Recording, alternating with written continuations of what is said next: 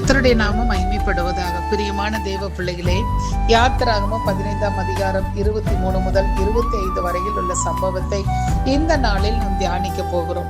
மோசே இஸ்ரவேல் ஜனங்களை பார்வோன் கையினின்று அடையாளங்களினாலும் அற்புதங்களினாலும் விடுவித்து கானானுக்கு வழிநடத்தி வருகிறார். அப்பொழுது அவர்களுக்கு தடையாக முன்பாக செங்கடல், பின்பாக பார்வோனின் சேனை.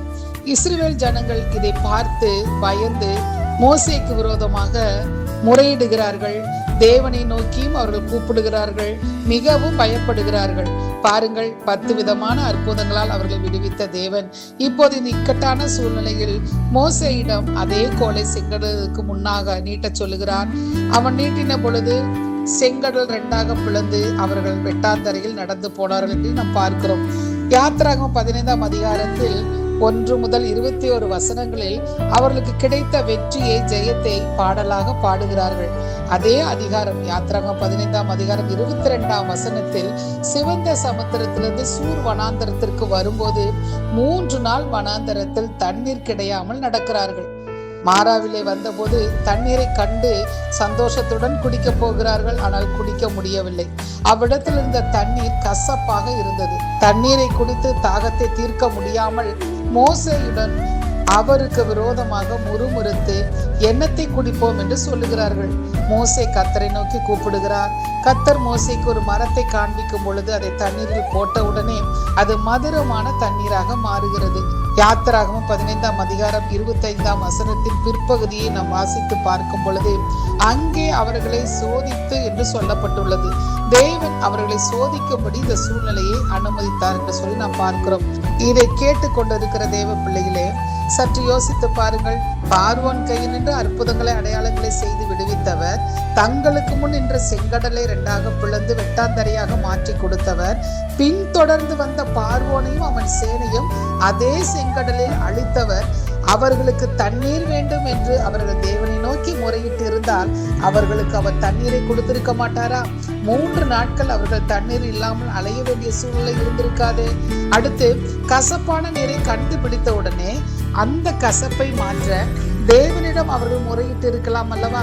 அப்படி முறையிட்டு இருந்தால் தேவன் அவருடைய கூப்பிடுதலை கேட்டு அந்த தண்ணீரை மாற்றி கொடுத்திருப்பார். கசந்த அனுபவத்தை சகிக்க பொறுக்க முடியாமல் மோசேக்கு விரோதமாக முறுமுறுக்கிறார்கள்.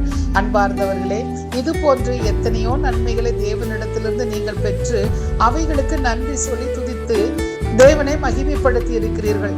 ஆனால் நீங்கள் இப்பொழுது போய்கொண்டிருக்கிற சூழ்நிலை கசப்பாக, ஏற்றுக்கொள்ள முடியாத, நன்மை இருந்தும் அனுபவிக்க முடியாத சூழ்நிலையை நீங்கள் உணர்ந்து கொண்டு இருக்கிறீர்களோ?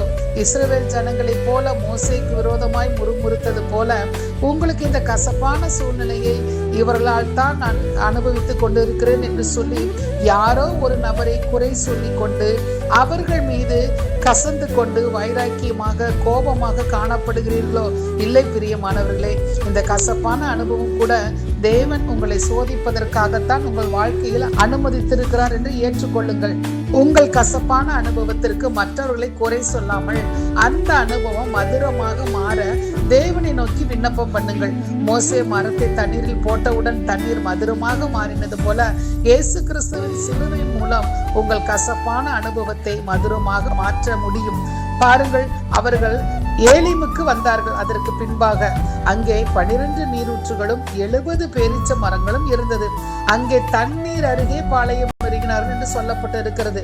தண்ணீருக்காகவே அலைந்தவர்கள் தண்ணீர் அருகே பாளையம் இறங்கினார்கள் என்று யாத்திராகமம் 15:27 நாம் வாசிக்கிறோம்.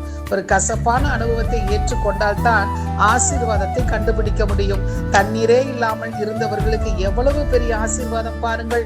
நீங்களும் கூட இந்த சூழ்நிலையை ஏற்றுக்கொள்ளும் போது பிற்பாடு பெரிய செழிப்பான ஆசீர்வாதத்தை நிச்சயம் கண்டுபிடிப்பீர்கள். கர்த்தர் உங்களை ஆசீர்வதிப்பாராக. ஆமென்.